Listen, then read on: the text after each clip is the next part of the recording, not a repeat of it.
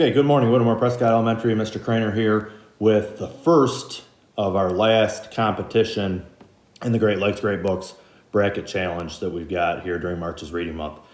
This last first round competition is going to pit two books that are very, very similar. So as you can see on the screen, the first one that I'm going to read, the one we're going to read today, is M is for Mitten, a Michigan alphabet book. This is written by Annie Appleford. When we go through the book, you'll see that there's a lot of writing that I'm not going to read. And kind of like the Sparty book that we read yesterday, it's captions on pictures. It's a lot of information about our state. It's a lot of like historical perspective.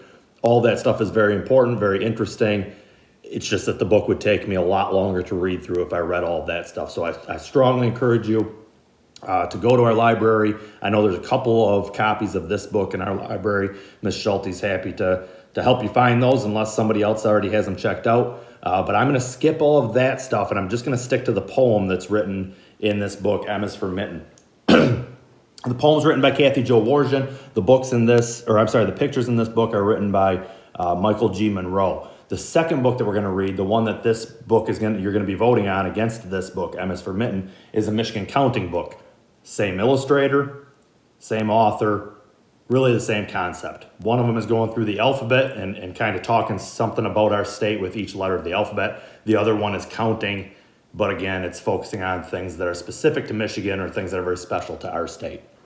So this, again, I picked this book. It's one of my favorites. I used to read this book a lot with my own children. I love the pictures in these two books. You guys know that I love the pictures. I love the illustrations in those legend books too by Guy Van Frankenhuizen. But Michael Monroe is a very gifted illustrator, and so I really like these pictures. My kids all have their favorite letter in this book because of the picture. I've got my favorite one too. As we read through, pay attention to the pictures. Let me know when you see me in the hallway which one of those pictures was your favorite in the M is for Mitten book. I'm curious. A is for the apple blossom, frilly as can be. It dances in the springtime breeze upon the apple tree. B is for a great big bridge that's called the Mighty Mac. Whichever side you may be on, you can drive across and back. Now C is for cherry. Little sweet ones fill my belly. Tart ones make me pucker, so they're used in jam and jelly. Do you see anything else on this page that begins with the letter C? D is for Detroit. It's called the Motor City, where cars roll out of factories so bright and new and pretty.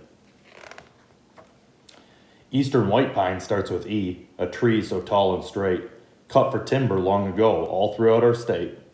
We've had fun from A to E. What is next? Look and see. F stands for Gerald R. Ford. He was president long ago. He is a very special man from Michigan, did you know? G is for our Great Lakes, with water fresh and clear. To see a state that's edged in blue, just take a good look here. Michigan is full of wonder, and now you can see why. Let's turn the page and take a peek at the letters H and I. H is for the harbors filled with boats and lights and docks. Some are soft and sandy, and some are filled with rocks. I is for the islands. There are many to be found. A piece of land that's big or small, with water all around. J is for the Jiffy Mix, a quick and easy treat. And the letter K is for Kellogg. They make breakfast good to eat. Crunch, crunch, mmm. Lansing starts with the letter L. It's the capital of our state. Here the rules and laws are made that make Michigan so great. Now we have a special letter, I'm sure you'll understand. M is for Mitten, the shape of our land. To see Lower Michigan, just hold up your hand. N is for the native people paddling in the north, and for the northern lights flashing back and forth. And O is for the ore boats that cross our lakes with pride. They carry precious cargo to and from the ocean wide. P will stand for painted turtle floating out of reach, and also for Petoskey stone hiding on the beach. Q is for the quadricycle rumbling near and far. With just 4 wheels and 1 small seat, it was Henry Ford's first car. R is for the robin, with red upon her breast, singing in the springtime to the babies in her nest. Now S is for our sand dunes drifting near the shore.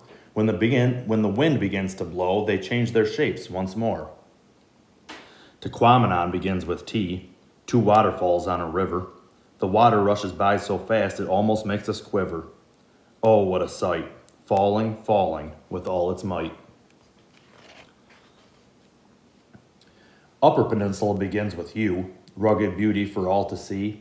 Lakes and rivers, ponds and streams are part of the great UP.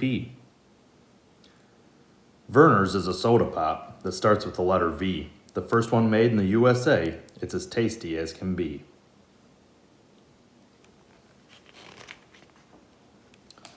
W is for white-tailed deer, as well as wolverine. Wherever you are in Michigan, there's wildlife to be seen. The letter X marks the spot where ships have met their fate. Deep beneath the water, sunken boats and treasures await.